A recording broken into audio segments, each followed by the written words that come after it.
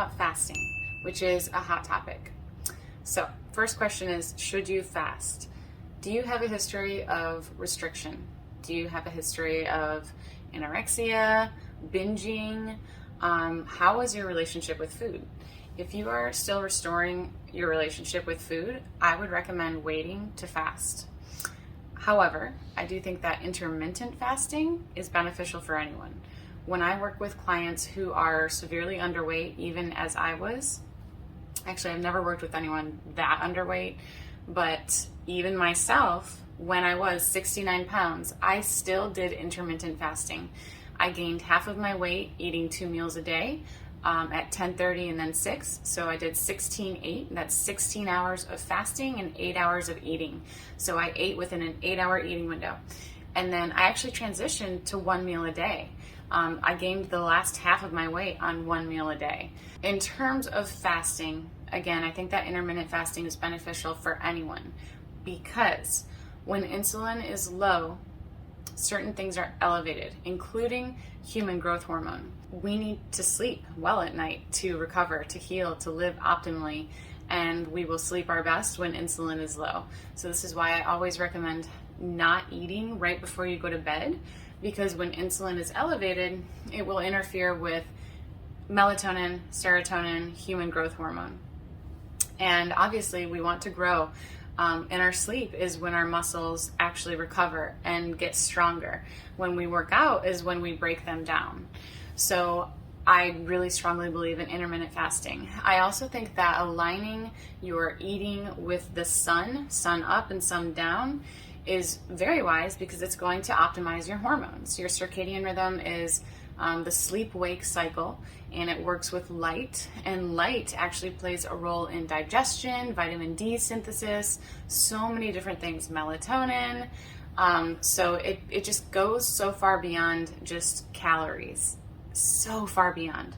And in terms of calories, I actually just made a post about that on Instagram, but the gist of it is that yes, calories matter, but some calories are different than other calories, and how you are eating your calories does make a difference. You can probably get away with eating a lot more calories if, one, you're building muscle, if you have muscle in your body. Muscles are calorie absorbers. Muscles create insulin sensitivity. And if you're sleeping well. One poor night of sleep actually sets us up sometimes within the ranges of pre-diabetes, just one poor night of sleep. And there are other negative effects of just one poor night of sleep. So back to intermittent fasting. I think that 16-8 is really optimal. Eating shortly after you've woken up is also very helpful. When you are trying to restore leptin, which is our satiety hormone, eating is a part of that. And too much fasting suppresses leptin. So an example of this would be someone getting into extended fasting. Say they're doing rolling 24 or 48 hour or even 72 hour fasts. When you do an extended fast like this, it actually suppresses leptin. Leptin is our satiety hormone. So if someone is trying to restore leptin so that you can eat and then you can just listen to your hunger and trust your hunger, which is food freedom in my opinion, then too much fasting will work against you. I have seen and heard of so many people trying to do, 1 meal a day to break free from binge eating. I don't think this is breaking free. I think this is mitigating the problem. I think that you need to heal at the root and become leptin sensitive so that you can eat multiple meals a day and trust your hunger so you can just stop. When I'm eating, I am not counting calories, I'm not counting macros, I'm not looking at how much I'm eating, I'm not calculating. I'm just waiting until I'm done. I'm waiting for leptin, and it's just like that, and I'm done.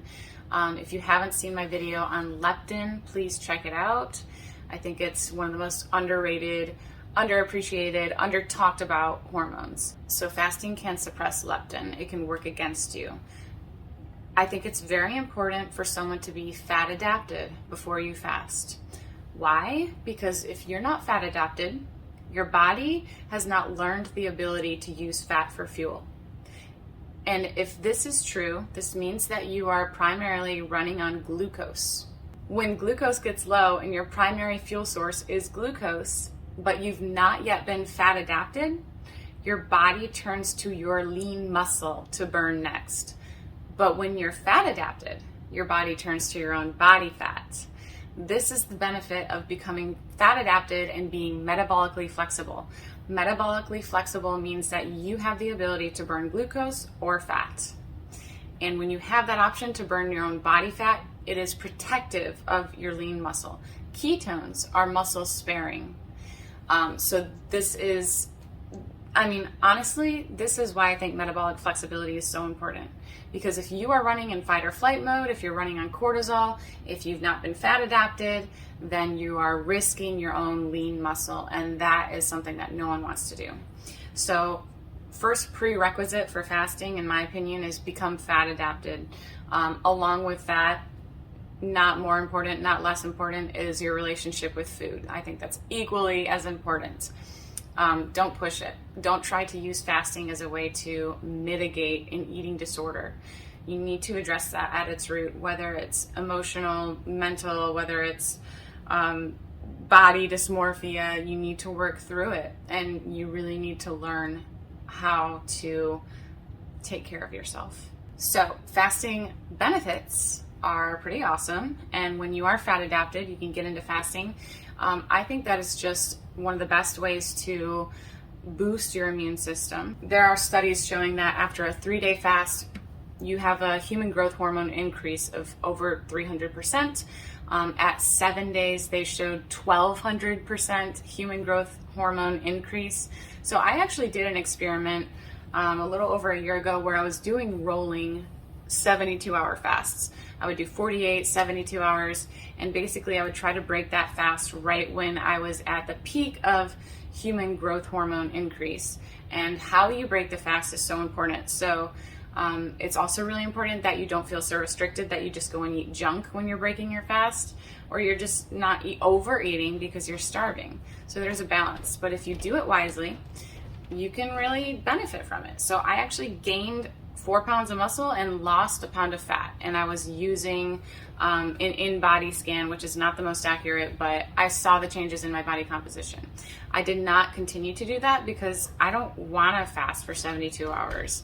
When I started CrossFit, I pretty much cut that out because I need to be constantly replenishing my muscles. I'm working really hard, lifting really heavy, and it would not be wise to continue fasting.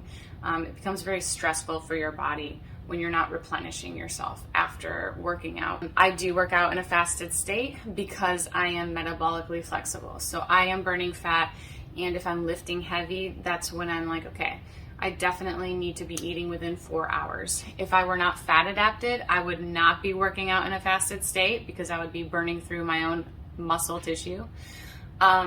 And I would also be needing to eat like right after I worked out. So that's another advantage. You have more flexibility to just live your life and not be a slave to eating around the clock. Glucose just allows us very much less time to fill up on our fuel. So you could say that being fat adapted gives you a larger fuel tank. It provides 3 times the amount of energy as glucose or carbs. So that is definitely a benefit as well. If you've never fasted at all, I would just start from where you're at. Don't try to do a 24-hour fast if you've never done 16/8. I would just work your way up. And I also think that most of the benefits from fasting are gotten after 3 days. I think 72 hours really is optimal. Anything beyond that, I don't think is really worth it.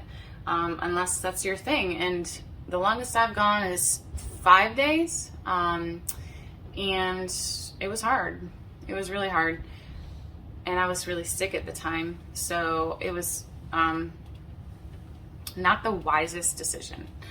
That is another thing that I will talk about is if you are ill, if you're trying to heal, I don't think using fasting for healing is wise.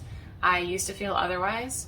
But it's not a sustainable solution. So if someone's doing it for relief with digestion, you're gonna have to eat again. And when you eat again, guess what? Now you haven't eaten for a couple days, and your enzymes, your digestive enzymes, are depleted. They're lower than they would have been if you had been consistently eating your protein and your fat. So I think that it can actually make things worse. It also can put you in a state of elevated cortisol, which is our stress hormone. So that can also work against you. So if at any point during a fast you start feeling like your cortisol is rising, you're wired, if you're not sleeping at night, that, in my opinion, is the time to break the fast, or at least eat some fat. So this is the last thing I'll mention on fasting, is if you are uncomfortable with fasting, or if you're trying to stay away from getting into that fight or flight mode, but you want to practice fasting, allow yourself to eat fat outside of your eating window. Fat will send a signal to your body that it's properly fueled, that it's not starving, but it also won't solicit an insulin response like protein or carbs would. So that's another thing you can do if you're wanting to experiment with fasting. Do a fat fast, and then also anything under 50 calories technically is not breaking a fast. So you could have half a tablespoon of butter and you probably wouldn't be breaking your fast at all. You could have some bone broth. So anyways, if you have any questions on fasting, please leave them down below. I have done a lot of fasting. There is a right season and a wrong season for it, and I have done both. But I will say, finally, I think the best body composition that I've ever had is when I wasn't doing extended fasting. I've been eating 2 meals a day for the past week and a half or so, but prior to that, I've been eating 1 meal a day for almost 2 years now. But anything beyond that, in terms of fasting, I think that it's just asking for more cortisol, which is asking for trouble. But if you are properly replenishing your body with the amino acids that it needs to maintain and build muscle, and also support your mood, amino acids, protein supports your mood, your neurotransmitters. So it's more than just your muscles, it's more than just your body. Fasting is really important in its right place, and it can be very hurtful when it's used wrongly. So be wise about it and don't force yourself to fast. But also, I would encourage you to experiment with it. If you're fat adapted, if your relationship with food is pretty good, it can be a really great practice for detachment. Like, it's awesome to just fast for an entire day, not eat until the next day, the next morning, because it gives you a chance to just appreciate everything else about life without thinking about your next meal. It forces you to think about how much time you actually spend eating, which is why I love 1 meal a day, because it's just so convenient. But I'm changing that up because I want to make some more gains. I felt like I was hitting a plateau with my strength at CrossFit, and I have been definitely making more progress since eating more in general and eating twice a day, and I was already eating a pretty significant amount. So anyways, be mindful of your fasting. Please leave your comments down below. I know this is a hot topic, and I don't want anyone to get into it in an unhealthy manner. It just happens all too often, but it can be a really good thing.